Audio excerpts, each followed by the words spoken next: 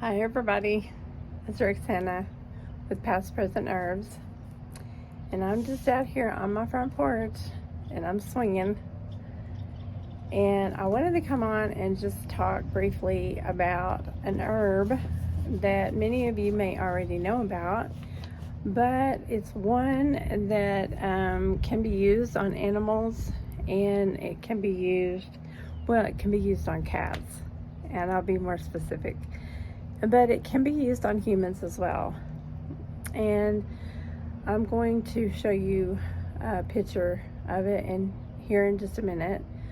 But it's called catnip, and it's something that's really beautiful. Here in July, you think there's a lot of pests out, there's a lot of extreme heat. I don't care where you are in the United States, it gets really hot in July and in August. But I got this early spring. This is my first time growing this herb, and I just thought to myself, it just is so beautiful, the flowers on it. And if you are a lover of catnip just simply because it looks beautiful, I don't blame you.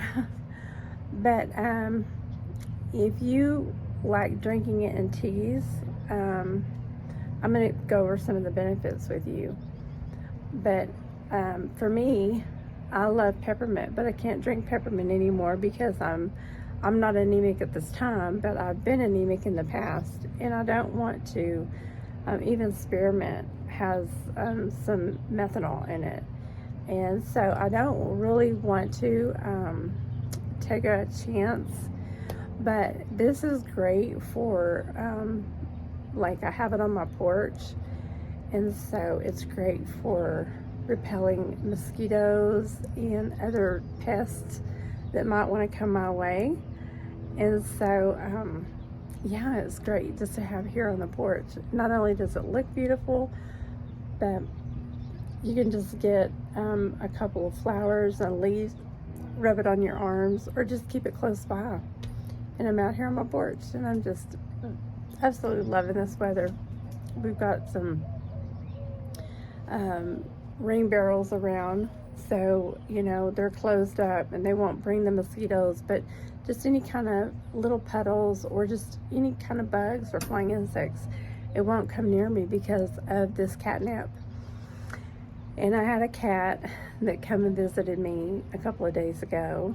And cats, if you have it in the ground, of course, they'll want to roll in it. And they just enjoy the fragrance. And I can't really smell it too strong. It's not like a strong fragrance like you have with peppermint or even spearmint or lemon balm, because it's all in that family. But catnip is just more beautiful to look at. I've smelled it, and I don't really notice a strong fragrance, but you can use it. Let me see here. I took a few notes.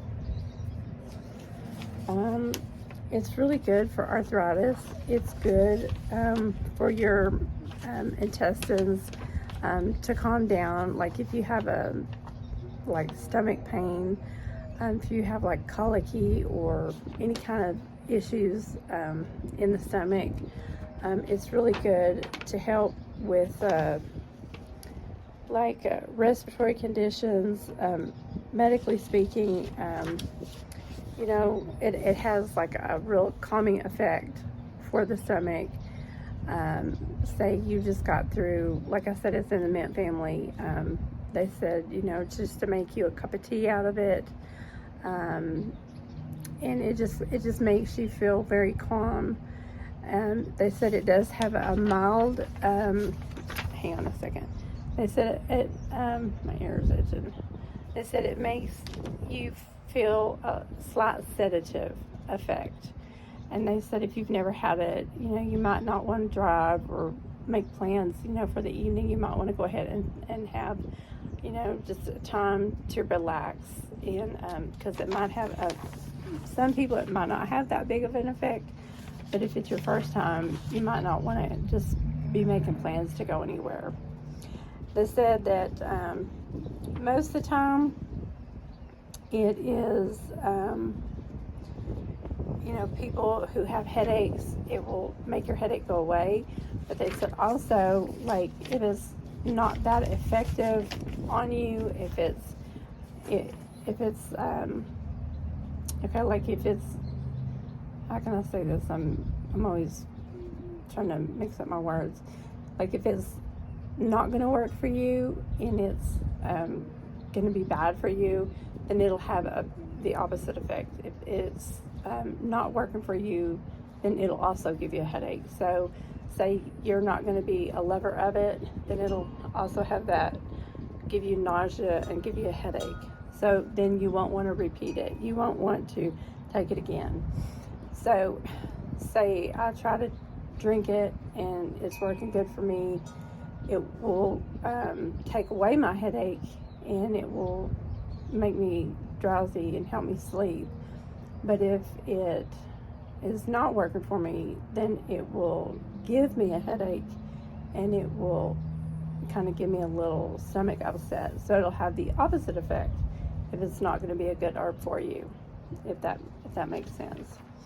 It's good for colds, it's good for flus, it's good for fevers, hives, stomach upset, gas. It's good for anxiety because it'll calm you down. It's good for arthritis.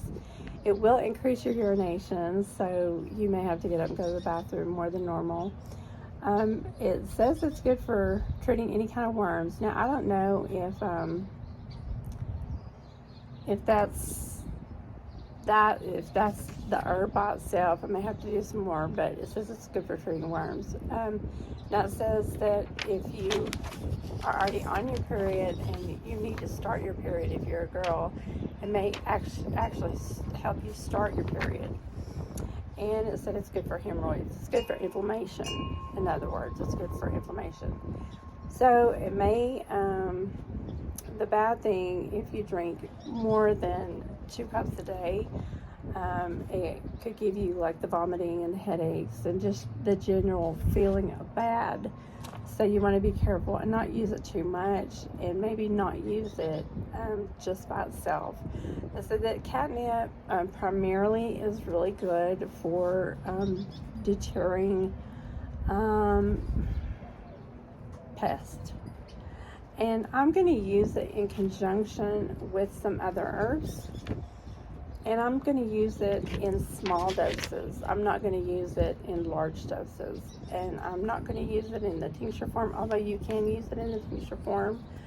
And I would be very careful using it with children. I would just mainly use it for adults and for animals like cats or whatever. It says it's possibly unsafe for children when taken by mouth. And if there's any irritability, and it said do not use for pregnancy or while somebody is pregnant, or like after they just, like if they're nursing, no pregnancy, whatever. It says the dosing, it has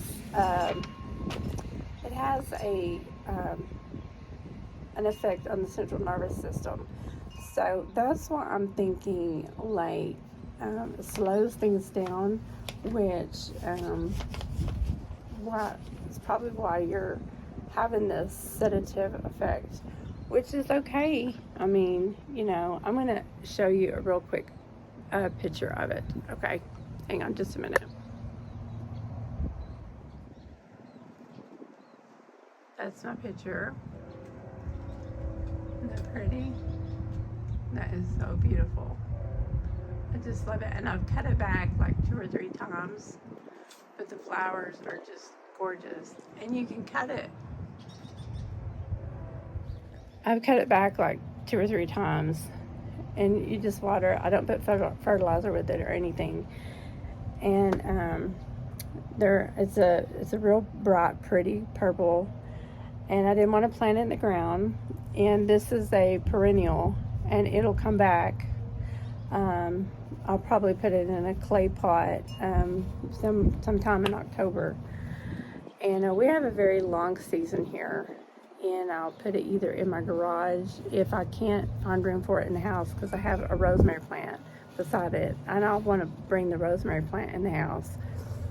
But yeah, just sun and water, and it'll be fine. It depends on how much, how much snow we get. But I'll bring it out and let it get plenty of sun, and I'll water it.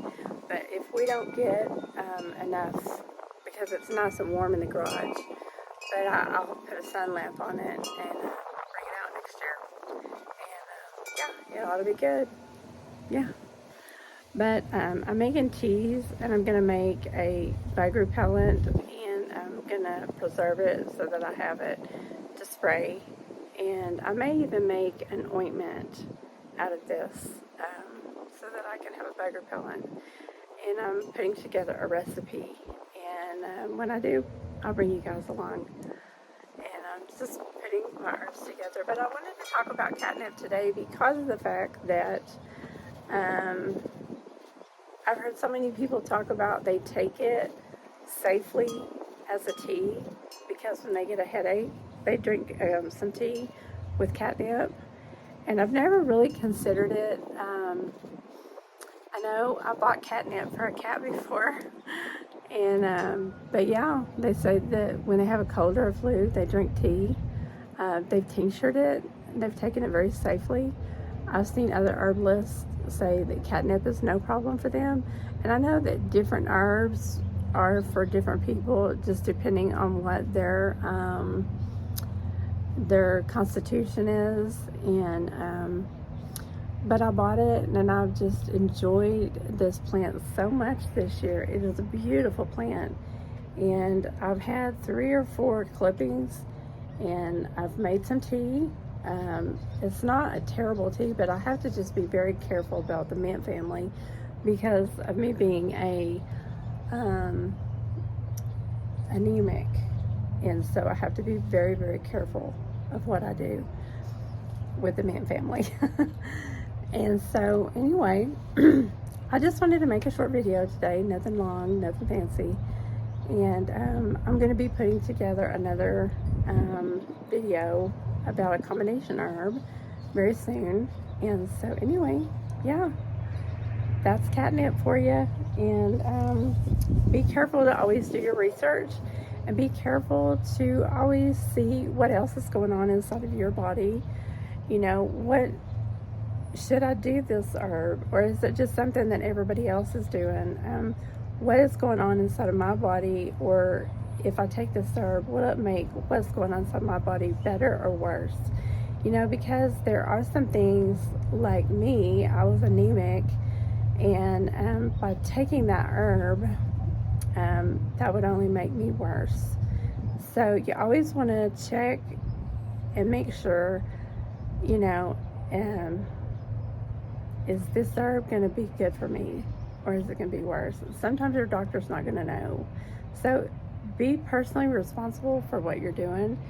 And if you don't know, like my dad says, go to Dr. Google and ask Dr. Google. Sometimes Dr. Google don't know. So always ask another herbalist and just do your own research. Find out. Even Dr. ChatGPT don't know.